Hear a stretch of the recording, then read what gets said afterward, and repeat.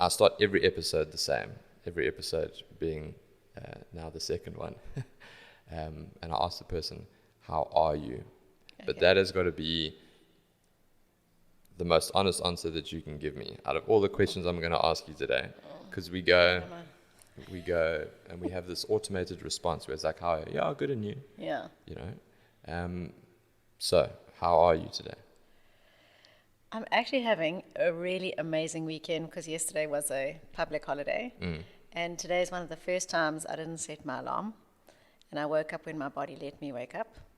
And I lay in bed for 20 minutes, which I never ever do because I always spring out of bed and either go train or make lunch boxes. So today is a very good day. Is it? Yeah, so I'm good. Do you mostly train in the mornings? Like, always in the morning, 5 really, a.m. First thing. And have you always been like that? Or do you... Because some people, they find that they train really well early mornings. Other people like to do it afternoons, evenings. Apparently it's a genetic thing as Yeah. well. Some people find the energy levels pick up in the afternoons because I do have clients that will only train in the afternoon. But I think from a motivation point of view, if I am not done by 7, maybe 8 o'clock, it's going to be very difficult to get me to go train. Yeah.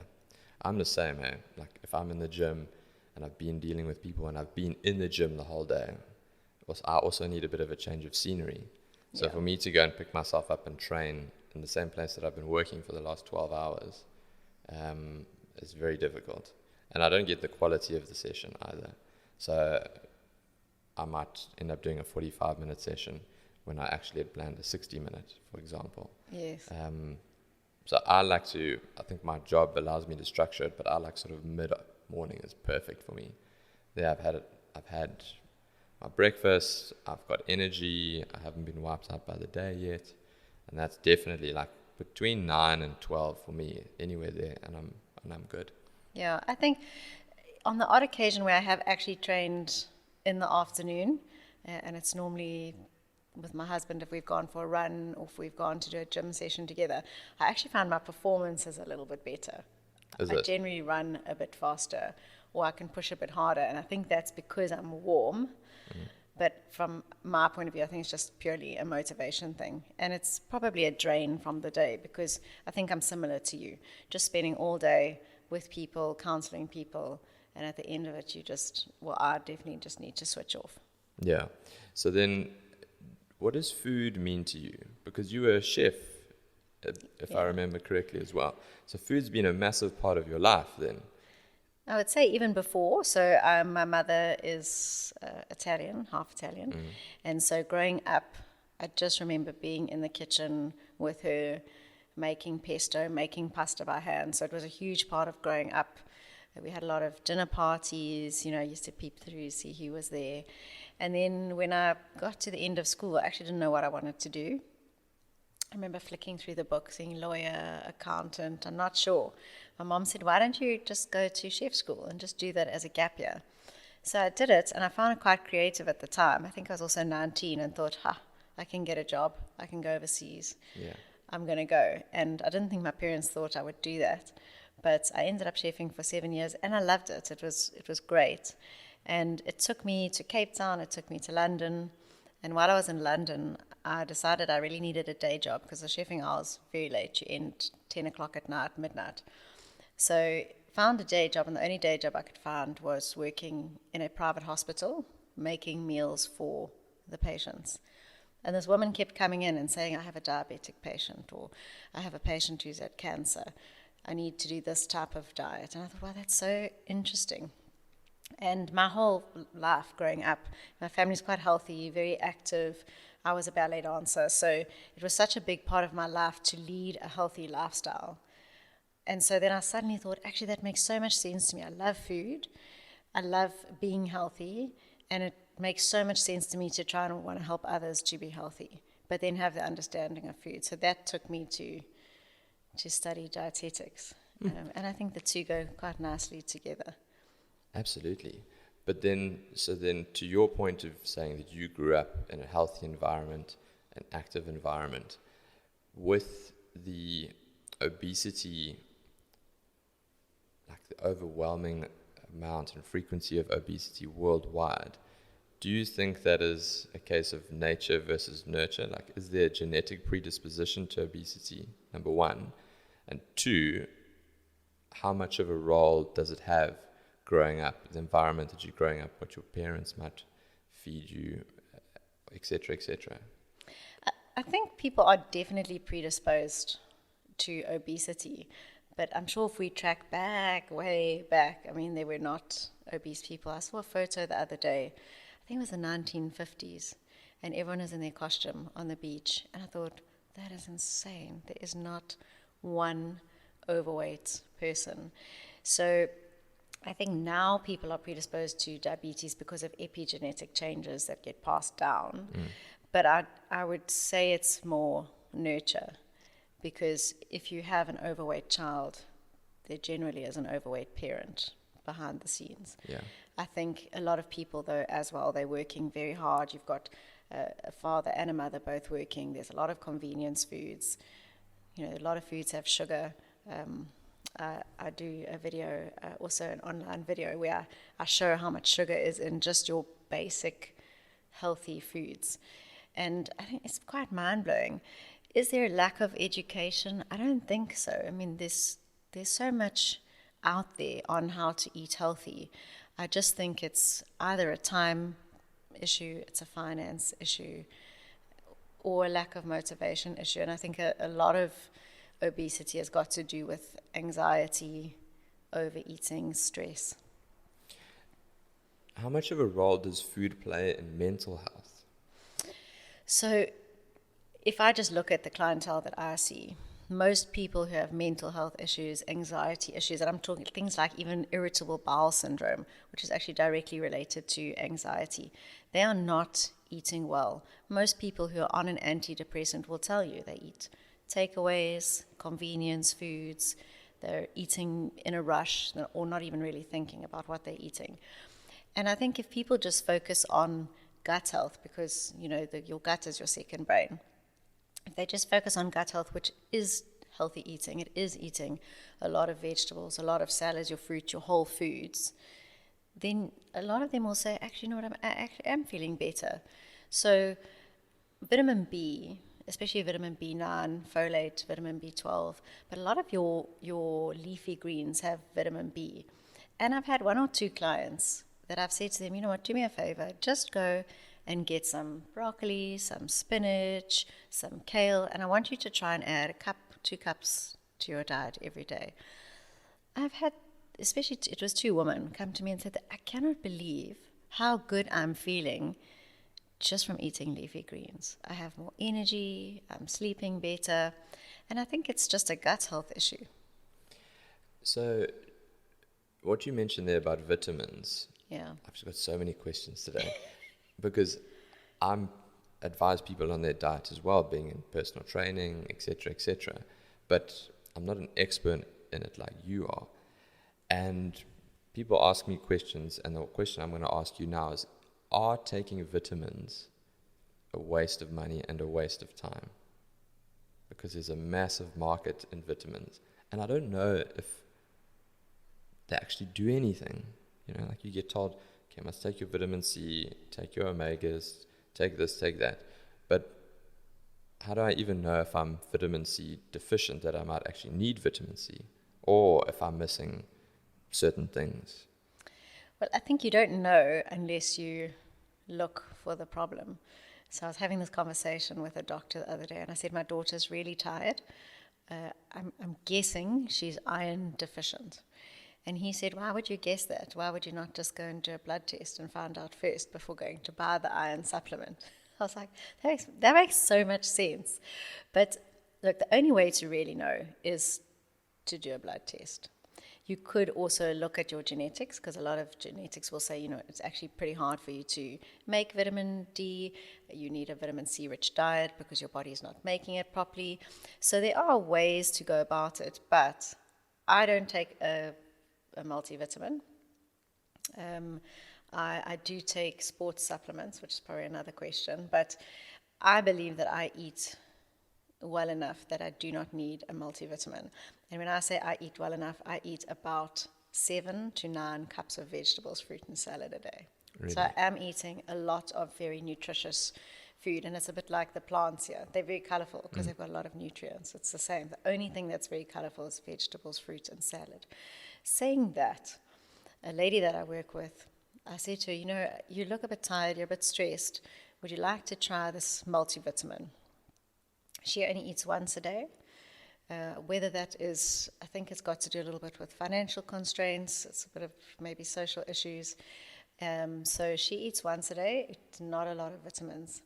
She took the multivitamin, simple multivitamin, for 2 weeks. And she's told me that she's never felt so good in all her life. She's taking, it's a little combination of an omega-3, the little superfood tablet, and a multivitamin. Jeebus. So ideally, try and get as much vitamins, minerals through your diet. Correct. If that is not possible, for whatever reason, then look to supplement with a type of vitamin that might fit the balance. Yeah. And I think a lot of people, where if you can really just scrutinize your dietary intake, sometimes when you do take that vitamin, you do feel amazing. I was running quite a lot last year, feeling very fatigued. And sometimes I sit myself down and think, okay, what would I say to you if you were my client? Yeah. And so I started taking just iron. And it made such a difference to the running that I was doing. So then I think it can be powerful. But I think the markets of multivitamins and probiotics is huge. And I do think a lot of it is money making. And I think if you can get it from your diet, rather do it that way. But there are people who need to supplement. Speaking of money making, there are so many different diets out there. It's actually ridiculous. I find it confusing because it's just an overwhelming. There's a carnivore diet. There's keto. There's Atkins. There's Banting. There's the Mediterranean, and it's just, where does one start? And I mean, I have a fair amount of knowledge in the subject, on the subject, but most people don't. So it must be even more confusing. So how does one go about deciphering what to eat? Eating for your blood type is another one. So there's so many different options. How would you advise somebody to pick from those if you feel any of those are actually relevant? So you're always going to find someone who's done the blood group diet and they feel amazing, or someone who's done the keto diet and they feel amazing. I don't prescribe to anything other than just balance. And if I had to choose one, I would choose the Mediterranean diet. So I don't know if you've heard of the blue zones. The blue zones? No. The blue zones. So there are, I think it's 5 pockets in the world. So it's Nagoya, in Japan, Okinawa, there's a place in, I think, North America. So these little places, there's a place in Sicily as well, where these people live to 100, but they're healthy. They're walking, they don't have disease, they don't have any, or don't take any medication. And their diet or their lifestyle is just so simple. There's 9 things, you can go and look it up, the blue zones. I mean, it's things like having a purpose, waking up and having a purpose, having a tribe, a sense of belief. It's not difficult things. And then it's moving. Every day they move.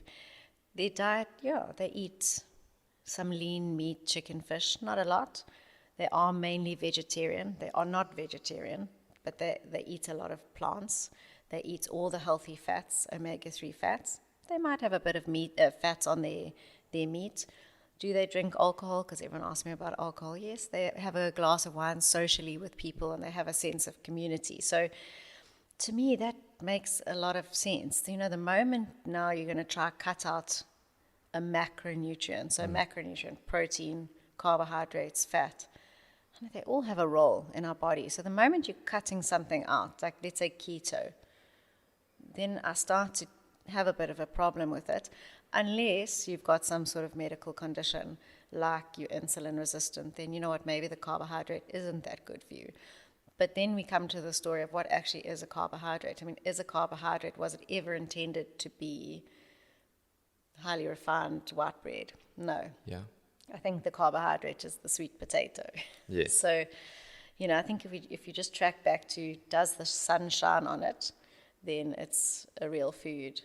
I often tell people, if it grows on a tree, if it grows out of the ground, if it's on four legs walking towards you or swimming towards you in the ocean, it probably is okay to eat. Sure. There's an interesting book called The Obesity Code. Okay. Jason Fung, and he speaks about predisposition to obesity. He's also got another book called The Diabetes Code and How to Eat for Diabetics, which I haven't read that one. But he speaks about, 1, calorie counting, and 2, what he calls a body set weight. So the first point that I want to make is, what are your thoughts on counting calories? Because that's what is all over social media. Calorie counting, calorie deficit, calorie deficit, calorie deficit. So what do you advise your clients? Do you advise them to count calories? So I'm not a fan of tracking too much in an app, because I think these days it can make people quite anxious. It's also quite time consuming. Someone can also slip into a bit of disordered eating. However, if someone is battling, I will tell them, there's amazing apps, that we can use. And maybe you should track what you're eating for 2-3 days, and maybe again in 2 weeks, track it for a day, just to see where you're at. Because some people will be horrified at how much fat they're taking in, even when they think they're eating a healthy diet. They're having a whole avo a day. They're having 100 grams of almonds, and they're wondering why they can't lose weight. It's because their fat intake is so high, and therefore their calorie intake is so high. So it's quite nice to make someone more aware. But if you're eating a healthy diet, if you're cutting out sugar, if you're cutting out refined foods, refined carbohydrates, and a lot of your high-fat foods, which would be a takeaway, or a packet of, Simba chips has got 36% fat. If you're not eating those foods and you're eating whole foods, your diet is pretty low calorie anyway. Yeah. But if you do want to lose fat, you do have to watch the calories. So so first of all, it's important to differentiate between fat loss and weight loss. Correct. Because I think a lot of people, when they talk about weight loss, especially women, they're actually meaning fat loss. Yes. And then you don't necessarily have to be in a calorie deficit to lose fat, as I understand it. I think you need to eat a high protein diet, but low-ish calories. It doesn't have to be very low. So anything under 1,200 calories I wouldn't recommend, but it does have to kind of get to where your set metabolism is. Yeah. And I have an in-body scale, they're all over the world actually, where you can get on a scale and it will tell you what your basal metabolic rate is, what your basal metabolic calories are. And then you can find, if you can kind of stick to that, you will lose weight. So then I've got a client at the moment who is counting his calories. That's what he wanted to do. And he's lost weight, but he must be about 85 kgs, 65 years old, somewhere around there. And he's lost weight, but he said to me, Clint, today I had like 1,400 calories. And I was like, oh man, I think that's a bit low for you. Very low. And then I was like, you need to be in and around 1,800 to 2,000. Like, it's probably your safe zone at the moment. And sometimes you'll go and you'll play golf, and he doesn't even get to 1,000. I'm like, hey, whoa, no, like, you're going to do damage here. So people talk about your body going into survival mode, where it thinks it's being starved, and then it stores whatever you then give it because it doesn't know when its next meal is coming from. Is that something that is actually real? Yeah, I don't know about that. I don't know if I believe that. But what I will say is, I think if for someone like him, he's out, he's active, he's training. How old is he? He's about 65. 65. He's probably losing lean muscle mass and not fat. And then that would make his metabolism slower, because if I'm weighing 85 kilos and I lose 2-3 kilos of muscle, but now obviously my body fat percentage is going to be more. So then I'm not as metabolically active. So that's probably why I might put on weight if I'm not then cutting my calories less and less and less. But then that's obviously also not a good thing to do. So the more muscle you've got, the more metabolically active you are. Correct, yeah. And I think for men especially, well, I suppose everyone, but especially for men over the age of 50, the more lean muscle mass you have, probably the healthier you are and the better your outcome of living a healthy life.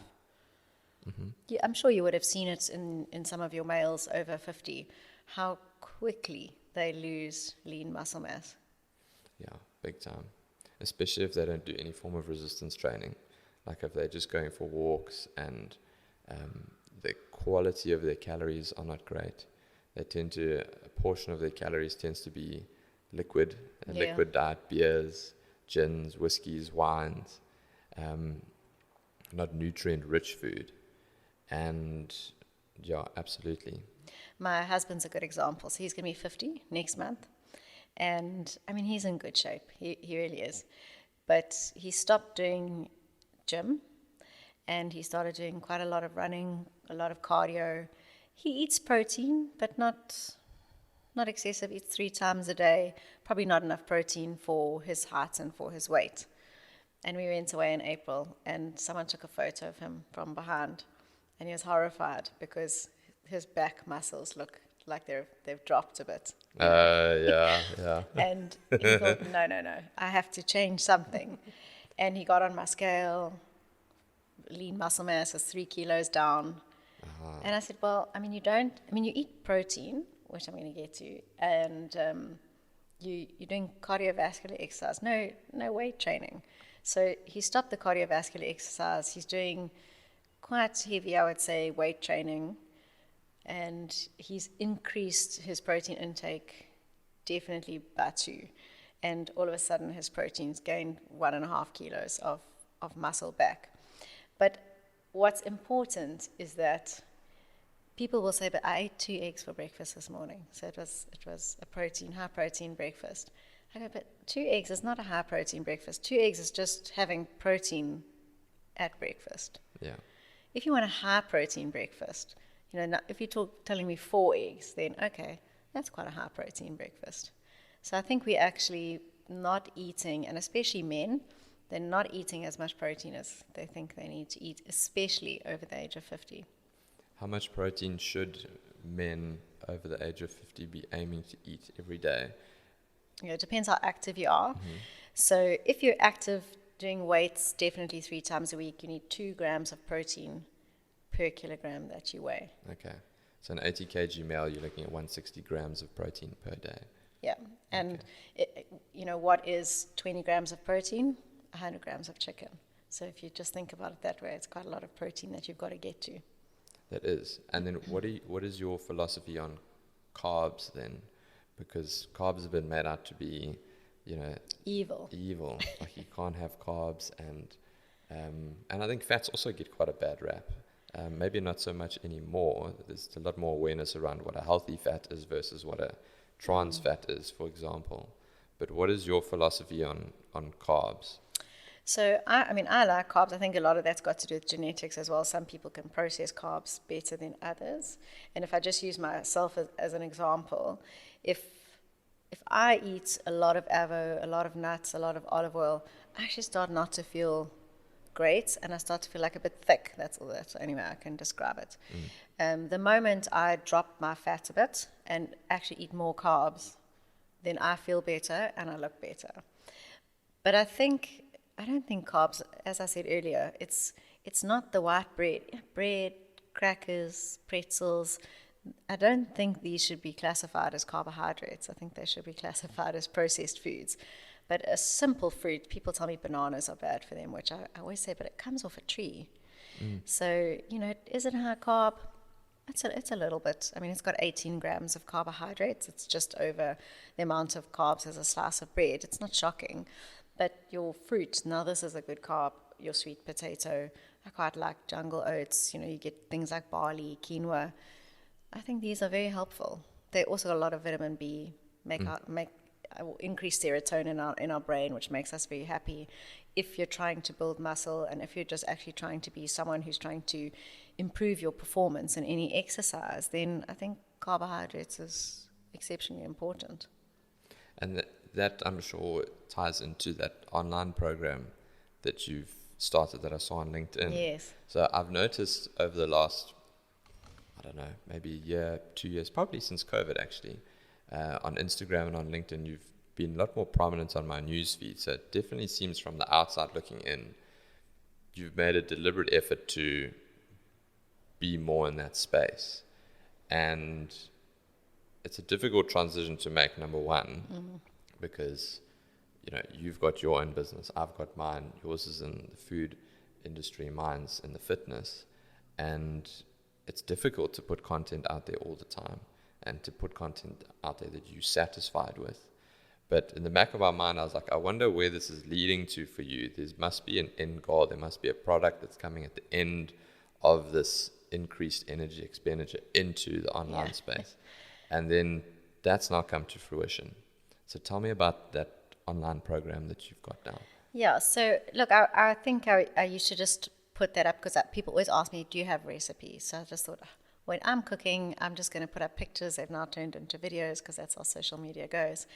And that's what I've done. And people ask me for a recipe book all the time.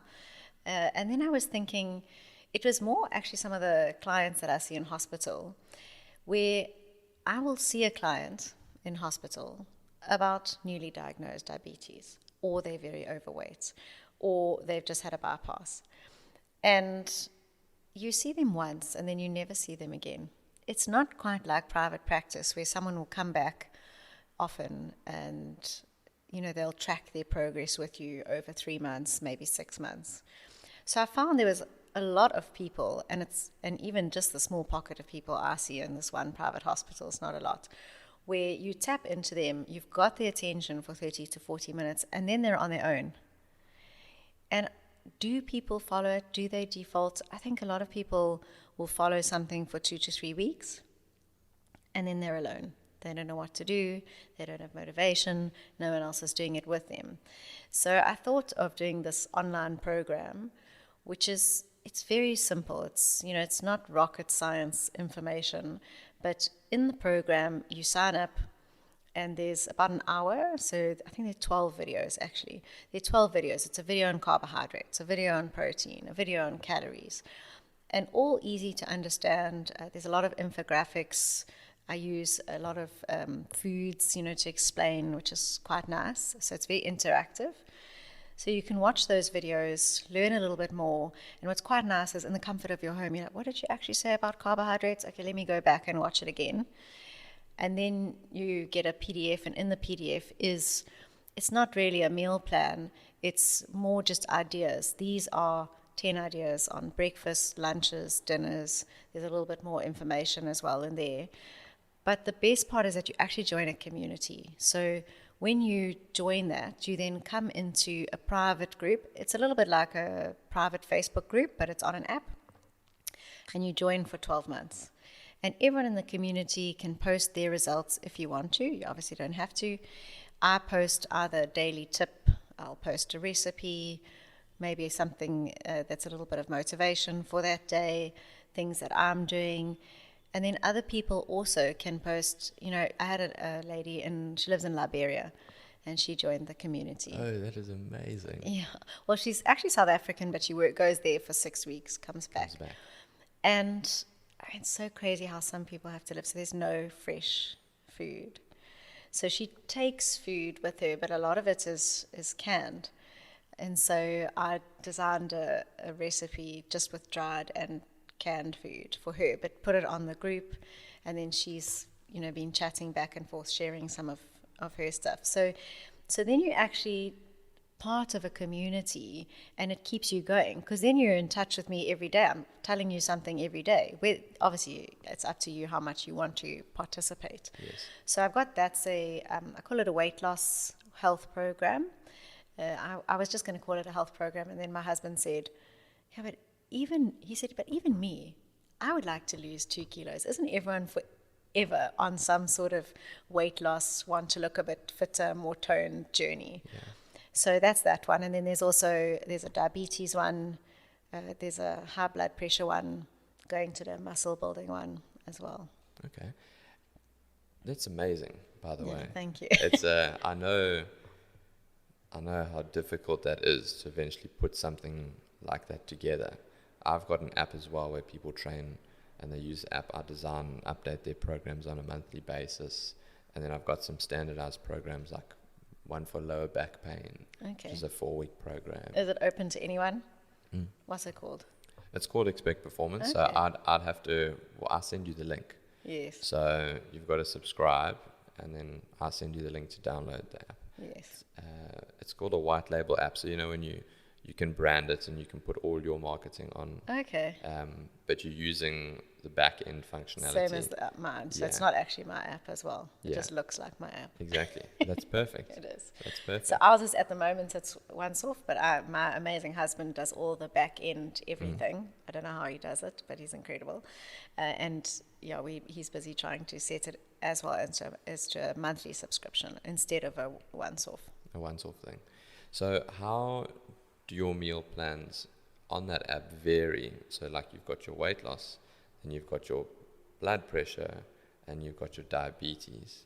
So how does your diabetic meal plan, are there differences in how a person should eat if they're diabetic or pre-diabetic compared to if they need to lose weight, for example?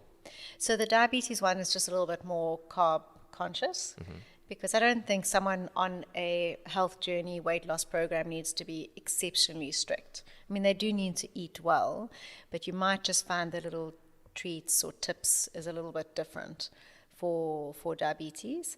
And then high blood pressure, that's got a lot to do with the types of vegetables that you're eating. So a lot of your leafy greens, and then your purple, red, and pink foods. So a lot of beetroots, a lot of cranberries, a lot of pomegranates, cherry tomatoes, red peppers, like that type of thing will be in the high blood pressure diet. And then staying completely away from saturated fats, increasing your Mediterranean oils, it's integral to blood pressure. And then focusing quite a bit on salt as well. Okay. So it's just tweaking, Yes. So with diabetics, how much of a role does hormones play in your strategy as far as meal prescription is concerned? Because obviously diabetes is hormonal issues with regards to blood glucose and insulin. So how is the objective in a diabetes specific eating plan to reduce insulin levels? Definitely, yeah. Okay. So we don't want your insulin to be spiked up very high, and especially if you're pre-diabetic, so the insulin resistance is always worse, because that means someone's just pumping huge amounts of insulin out all the time, and insulin's anabolic. So it's those people that tend to gain weight at like a frightening rate just before they become diabetic. So it is trying to keep those insulin levels as low as possible. Okay. And so that's number one. So somebody who's pre-diabetic or is diabetic, their fundamental objective should be reduce insulin levels as much as possible through a healthy diet. Yeah, diet. And I mean, so one thing I'm lacking, which obviously I don't do, I have no idea. I know how to exercise, but I don't know anything about exercise, if I can say that. But one of the most important things is to exercise, to make your own insulin more sensitive. So I always tell people it's the diet, but one, your weight. So the more you weigh, the higher your sugar level is going to be. If you just lose 5 to 10% of your body weight, all of a sudden you'll see that sugars, let's say that's sitting at 12, is suddenly, it's sitting at 9. And then exercise, but specifically resistance training. Really? Yeah, makes our insulin more sensitive. It's got something to do with, insulin receptors in the muscles, more muscle, more insulin receptors. Yeah. Okay. So can a person reverse their diabetes and their pre-diabetic condition through diet and exercise alone? So probably the scientific answer is no. Yeah. That's what they'll tell you. And I've seen a lot of diabetics, but specifically one that stands out in my mind. He was 140 kilograms. He was a policeman.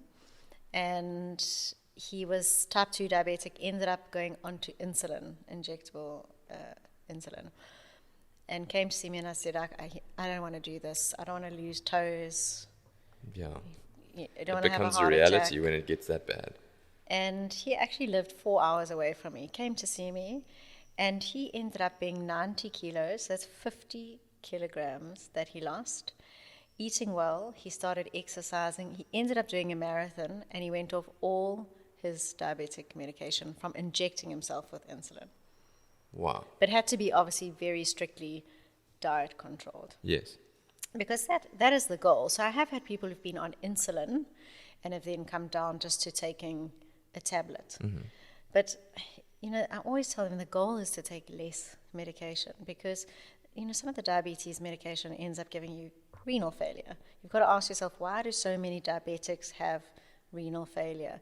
Yes, it's because high blood sugar levels damage your blood vessels around your kidneys. But also the diabetic medication, or one of them, damages your kidneys. So if you can take less, then, that's a win. I heard on the radio yesterday that South Africa was voted the 10th unhealthiest nation in the world. Now, I don't know where their source came from. I don't know, because there's a lot of those things are open to interpretation.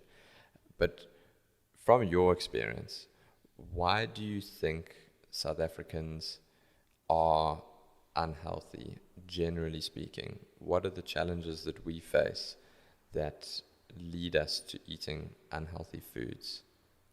I think our problem is not necessarily only eating unhealthy foods, although we do, but it's obesity.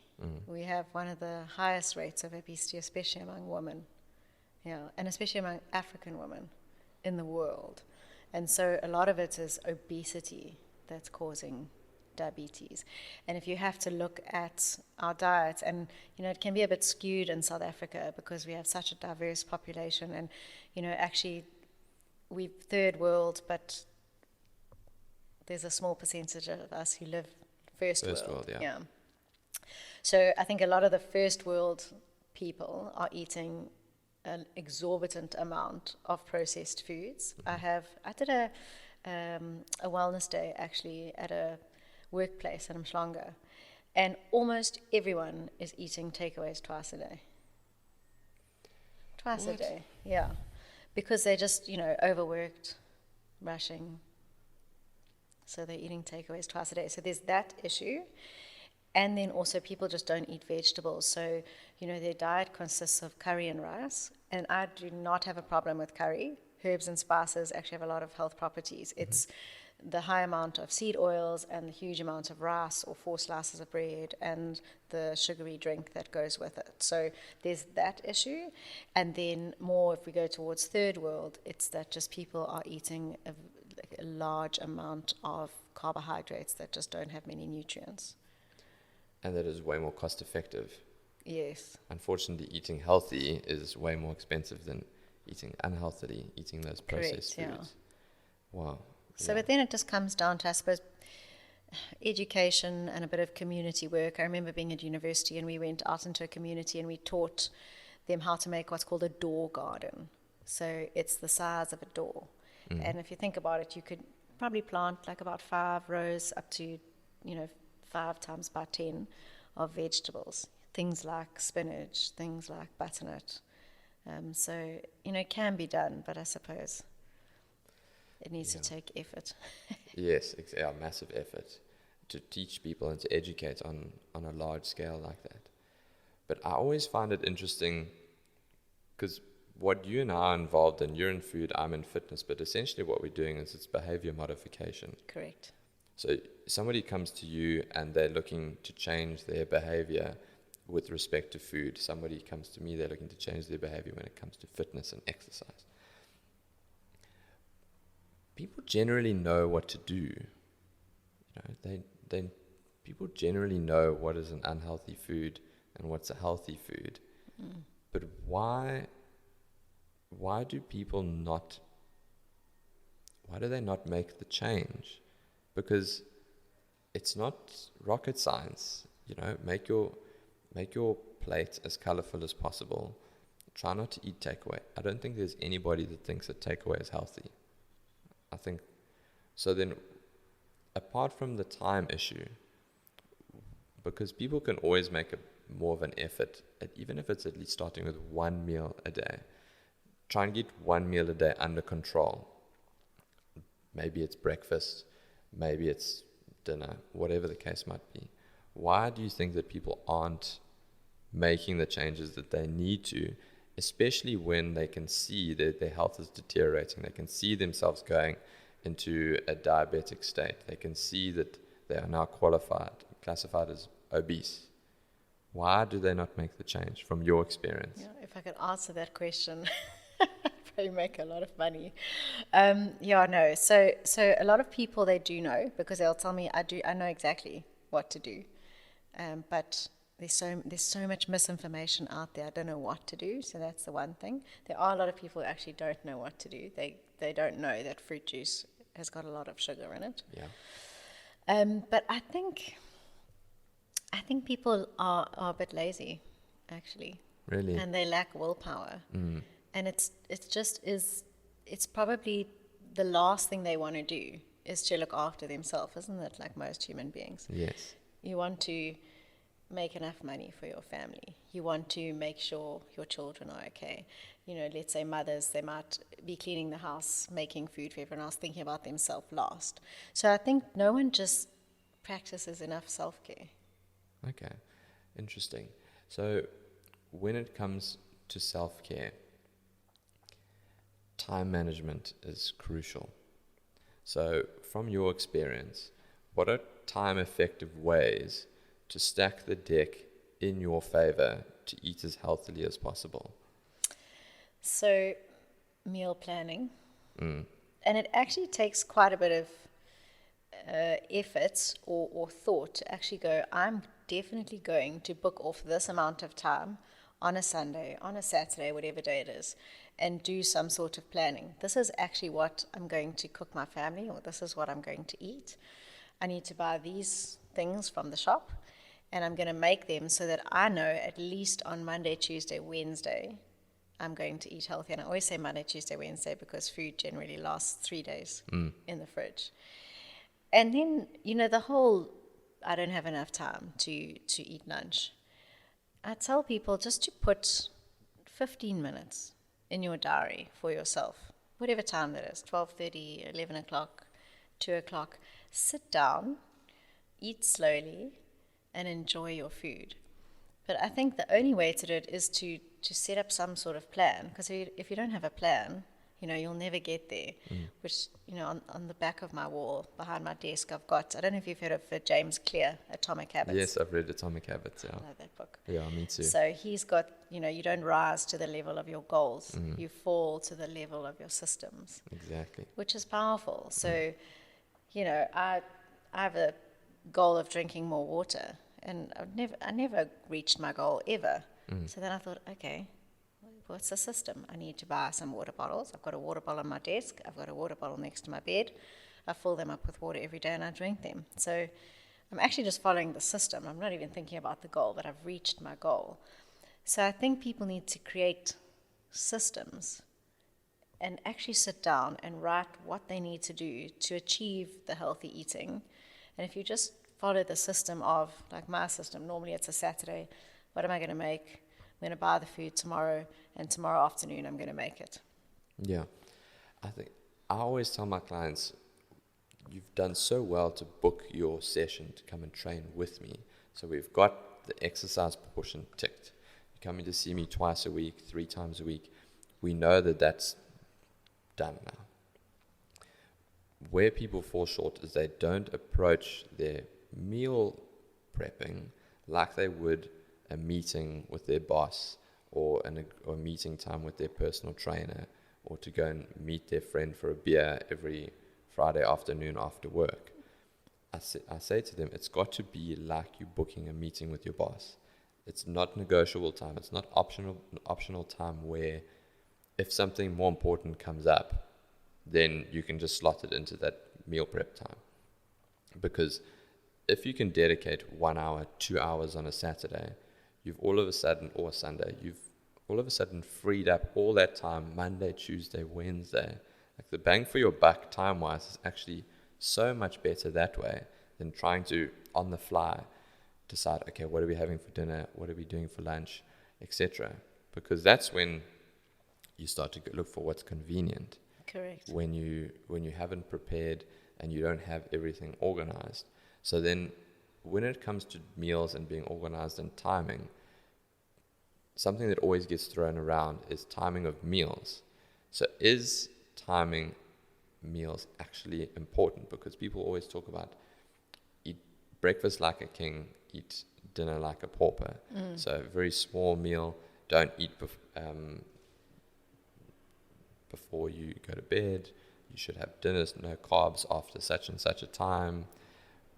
Can you speak to me about that? Because that's like a major thing. Everybody's like, oh, I shouldn't have carbs after 5 or whatever. So that I don't understand, because it's, this is like your daily bank balance. It doesn't really matter. If you're training in the afternoon, I mean, you definitely need to have your carbs in, especially if you're looking to build lean muscle mass.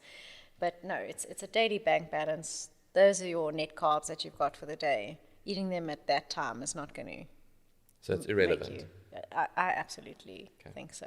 Yeah. I think so too, but I just wanted to check.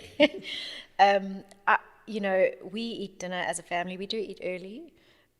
Definitely 6 o'clock. Go to bed by 9. I quite like people sitting down and eating their dinner as a family. I've done it with my children since they could sit in the high chair. I think it's very important. People often ask me, your children are so good. They just sit at the table. They're not running around. You're not trying to find them to force the spoon in their mouth. And I think it's from, 6 months sitting in a high chair. I'm having dinner. Wheel you next to me. You having dinner with me. Because that creates a really healthy family time. You get to ask people about their day. Dinner shouldn't be a stressful time. People who eat in front of the TV tend to overeat. So I encourage family time meals. I think it's important. And that does tend to be the biggest meal of the day. If I could choose, I probably would. Well, I do eat a big breakfast. So I eat quite a very big breakfast. I had quite a light lunch and then a bigger dinner. But if I had the option, like we do on weekends, we'll eat breakfast and we have a nice big lunch at about 3 or 4 o'clock, and then that's it. But I think in this day and age, to form that sense of family, it's quite nice to have that meal all together. It just depends. And meal times, I eat at 6:15 in the morning because I've got to take my children to school. Some people can't eat at all in the morning, and they'll say, is it okay if I eat my breakfast at 8:30? Well, of course, if you're eating breakfast at 8:30, you're probably eating your lunch at 2 and your dinner at 7. Yeah. I might do 6:15, 11, and 6. So I don't think it's that important, as long as it fits in with your lifestyle. So when it comes to fitting in with lifestyle, intermittent fasting, what are your thoughts on that? Because there, in the traditional sense, you're asking somebody to skip breakfast, but you're essentially breaking fast at whatever time. Let's say a person's doing a 16-8 split, so they're eating for 8 hours, fasting for 16. They might finish there. They might have their last meal at, let's say, at 7 o'clock, so that's 5. So they would then eat again at 11. Yeah. What are your thoughts on intermittent fasting? So, look, I've tried intermittent fasting and it does not work. I'm miserable and tired. I feel like I need nutrients. Yeah. But saying that, some people absolutely love intermittent fasting. I put my father on intermittent fasting about 6 years ago. He lost 9 kilos. He looks incredible. He's 71 in a week or 2. And he does it a bit differently. He does a 12-hour fast, so he eats like 7 and 7, nothing in between. Yeah. So it's very good for him. I have other people who will do the 16-8s and they feel amazing. But then now you get a woman who's going through menopause, and actually fasting is not that good for them. It interferes with hormone balance. They really actually need to nourish their bodies with the right foods, being a high amount of fiber from vegetables and salad and your cruciferous veg. So it's quite individualized. I don't think there's one size fits all. So women with menopause, do you have a separate do's and don'ts for them compared to the rest of the population? Yeah, I think they need to focus on just good fats, but it's actually quite a high amount of your fibrous veggies. So things like cabbage, and it's raw, broccoli, cauliflower, a lot of rocket, garlic, onions. Like these types of foods are very, very good for hormone balance. Is it better with those types of vegetables to eat them raw? Do they carry more nutrients raw as opposed to when they've then been cooked? I suppose it depends on your gut situation. I mean, if you've got irritable bowel syndrome, those veggies raw will cause havoc. But I think for someone with hormone imbalance, certainly for someone who's wanting to improve their health, someone even like cancer prevention, when they're raw, the cruciferous veggies, there's a compound in raw broccoli, cabbage, cauliflower called sulforaphane, which in a petri dish has been shown to kill cancer cells. Wow. Yeah. It also assists drastically with detoxification, helping the liver. And of course, people go, oh, detox diet. There's no such thing as a detox diet. It's your liver is your detox organ. So it's just a diet that's supporting liver health. And so these raw veggies support liver health. And so they automatically make one feel a lot more energetic. You're able to get rid of toxins. You're able to prevent certain diseases. So it is better to eat them raw. So, I mean, a cabbage salad, I think everyone's quite familiar. But try, and it's actually on my Instagram, I have a raw broccoli salad, which is delicious. You probably will never eat broccoli cooked again. And I also make a pickled raw cauliflower salad. Yeah. Okay. But you can cook them, but, as long as they're bright green. All right, interesting. And so then would it be ideal then if somebody doesn't like raw broccoli, cabbage, would you recommend that they then do that and put that in a blender and have that as like a raw, like a green juice? Yeah, so I mean, like I say, you can cook them for about 2 minutes, but otherwise, just take a little chunk of broccoli and chuck it into your smoothie. You probably won't taste it. Okay. Yeah. Where do you stand on zero sugar products? Because Lisa and I have this discussion quite often when it comes to like Coke Zero, like all those zero sugar foods, and then that's the first one. The second is then full cream or full fat versus fat-free things. If you can tell me about those two, where you stand, that would be very interesting. Yeah, so zero sugar fizzy drinks, the endocrinologist I work with at the hospital is absolutely dead against them. Because it's not really about, well, it is about the sugar, but there's all the other stuff that's in it as well. So sweeteners, are they good for you? I think if it's a stevia, it's fine. I think if it's xylitol, it's okay, but you've got to be careful because it can make your stomach run in high amounts. But I'm not a fan of aspartame, sucralose, the artificial sweeteners. Are those like Canderol and those things types like of that? things? Yeah, do we actually know what they do? I don't know. And the endocrinologist, has he told you why he feels that way about zero sugar drinks? Is it something that happens in the body? So a lot of diabetics actually will have let's call it a Coke Zero, and their sugar level still goes up. Yeah, because the body's telling them something sweet is there. Okay. Yeah, which is quite crazy. But I just feel like there's a lot of chemicals. I actually had a look the other day at a zero sugar yogurt, and there was like a gum in it almost. Because now, how are you going to make that thing taste nice and bind nicely? And being the same consistency. Yeah. So I'm not really a fan of zero sugar. You get these zero sugar sweets as well. They've all got some sort of artificial taste to them. And then I start worrying that it's a bit like margarine, or is it plastic? Yeah. And then full fat, no, I would tell someone to go for more full fat, but not lard or that type of fat, certainly not a palm oil. But if yogurt is a good one. Rather have full fat yogurt. It's only 8% fat. It's not like it's 100% fat. So it's 8% fat, and it's got the least sugar out of all the other yogurts. So the moment it's low fat or fat free, they've got to put something other than fat in it to make it taste nice, and it's generally sugar. It's all about, if you go into food technology, it's actually all about mouthfeel. I mean, that's what makes someone eat something. Mouthfeel. Look, I didn't do food technology. I did a little bit of food science in my degree, but something's got to feel nice on the palate for you to want to eat it. And I have had that experience. Someone tried to make high protein, no carb, no sugar noodles once, and they sent me a packet. And it didn't actually taste like anything. And I was trying to think, why is this so terrible? And it was the chewing, and in your mouth it was just awful. So that's what I've read, is that fat creates a very nice mouth feel, and if you can't do it with fat, then you've got to put quite a lot of sugar in. Okay.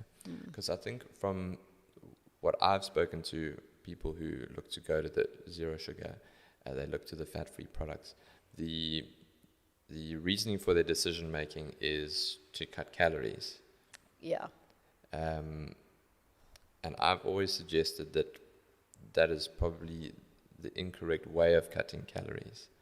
If you're going to have something like a Coke, or if you want some yogurt, or if you're a fan of milk, it's better to have the full cream, or you might as well just have the normal Coke as opposed to the Coke Zero, and look at more unhealthy ways and cut those unhealthy ways out to manage your calories better.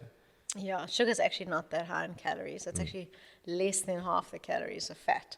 So the best way to cut calories is to cut out fat, but obviously, drinking Coke is not that healthy.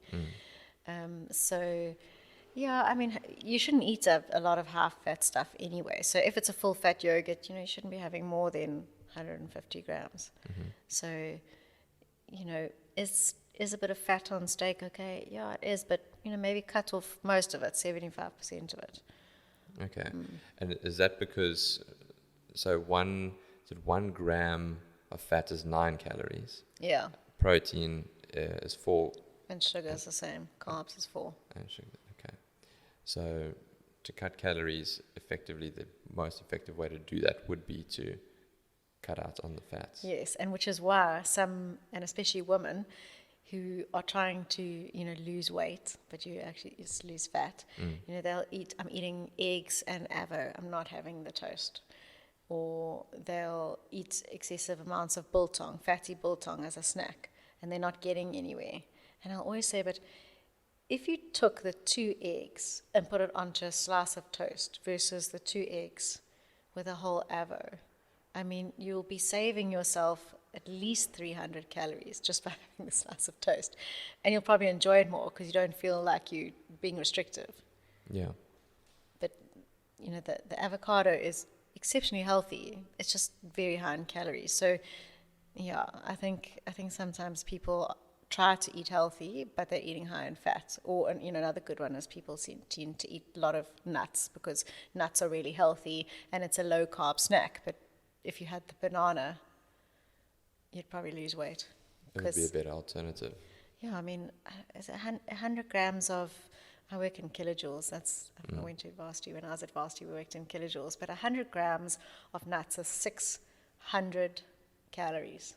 A banana is 100 calories. So it's 500 calories. And you'll know, as, in fitness, how hard you've got to work to burn off 500 calories. Yeah. I mean, you've got to push that envelope. Yeah, for quite some time to At get a least 500 calorie workout. You've got to push the boat out pretty far. So yeah, I think that's why I like balance. Have your good carbs, have your protein, have some fat. But it's all about moderation, actually. Awesome. That's awesome advice to finish the episode. So thank you very much for coming on, Danny. For our listeners, where can people find you? How can they find your online program that we were speaking about as well? So they can find it on Instagram. I'm very active on Instagram. It's at danni.health, and then I also have a website, dannihealth.com. So on the website, all of it is there. I have a nice blog as well. Okay, cool. That's Danni, Danni. Yes, yeah. Health. Fantastic. Thanks so much. Thanks for having me. It's been awesome chatting to you. We learned a lot. Awesome. Thanks for having me here. Pleasure. Ciao.